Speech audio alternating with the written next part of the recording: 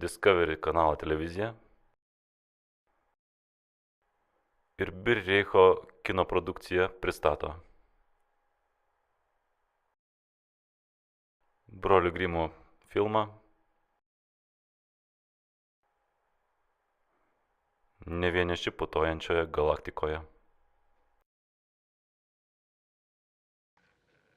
Sveiki, gerbiami žiūrovai, supažinsime jūs su mūsų laivu.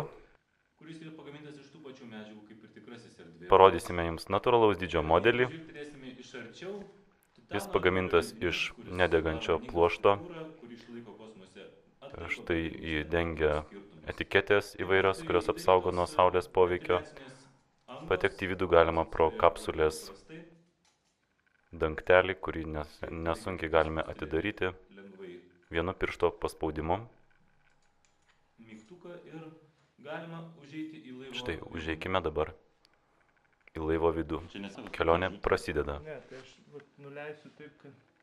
Krioninė kapsulė ir joje besislepiantis kosmonautas pasiruošia ilgam keliui tarp žvaigždžių. Paruošiamieji darbai, taip atsisveikinimas su kelionės draugais. Kelionės metu vyksta didžiulės perkrovos, todėl reikalinga pagalba, kurią kosmonautas gauna iš karto vos tik tai spusteli mygtuką. Štai atpalaiduojantis skystis.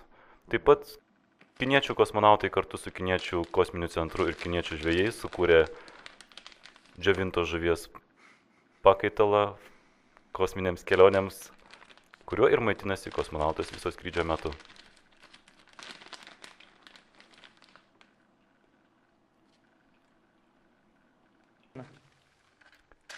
Laive įrengta improvizuota koplytėlė. Štai matote, kaip uždegamos kaitinimo žvakės.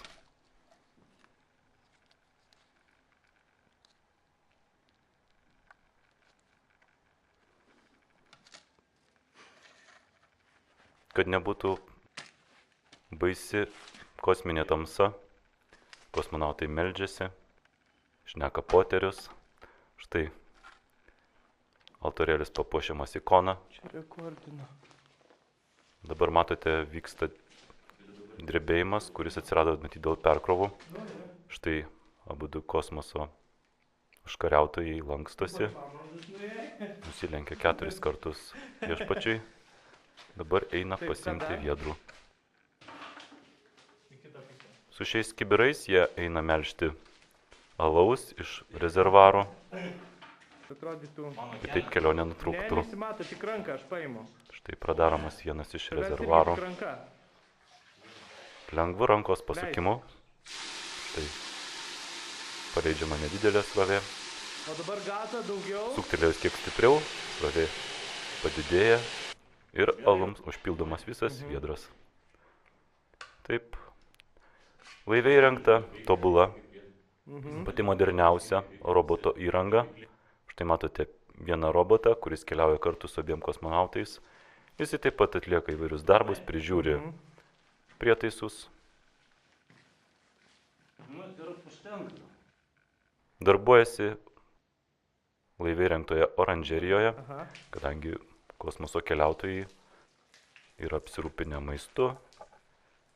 Uždaras maisto ciklo ratas veikia šiame laive, o robotas prižiūri, kad ratas neužstrigtų.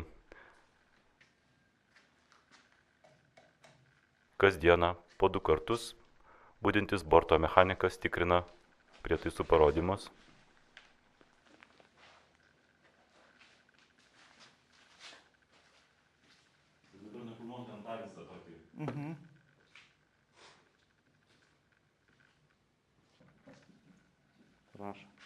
Pamaina pasikeitė ir vėl tikrinami prietaisai, kad nebūtų jokios paklaidos skrendant tokį didelį atstumą. Štai gabenama Žemė į pačią tolimiausią mūsų galaktikos planetą, skirta apinio sodinimui, kadangi ten, kaip ištyrė skraidantys zondai nerado tokios tinkamos žemės. Na, o dabar esame mes ant valdymo tiltelio.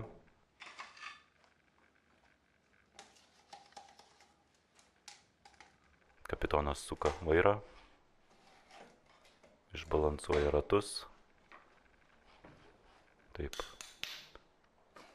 Gerai. tokia technika. Vadovavosi žvejai dar senovės Egipto laikais. Panašiai keliauja kosmonautai ir dabar, tik kiek modernesnė įranga. Ne, normaliai bus. Laiku atkeliauja paštas. Gaunami laiškai iš giminaičių, draugių ir draugų. Kągi gavome šiandieną. Davai. Nagi sveikinimo atvirukas su įžvalgia mintimi. Narsių kosmoso kelionių agentūrų meistrų atminimui atminti. Pabaiga.